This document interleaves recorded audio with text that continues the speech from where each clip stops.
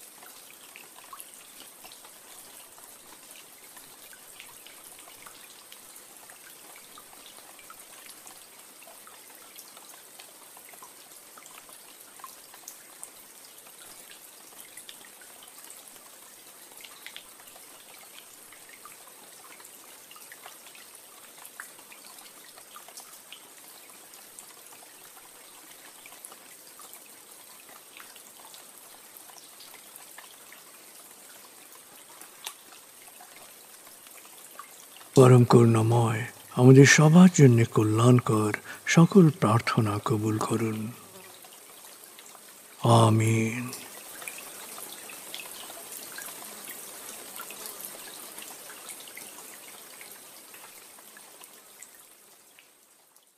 প্রিয় শরীদ, এক চমৎকার আবেগময় সময় কাটিয়েছেন আপনি। আমি এখন 0 থেকে 7 গণনা করব। আপনি পুরোপুরি জেগে উঠবেন, শারীরিক ও মানসিকভাবে পুরোপুরি সজীব, উৎফুল্ল, তার তাজা অনুভব করবেন। এবার লম্বা দম নিন। 0, 1। আবার লম্বা দম নিন। 2, 3। আবার লম্বা দম নিন। 4, 5। মনে মনে বলুন, 7 গণনার পর আমি চোখ মেলে তাকাবো।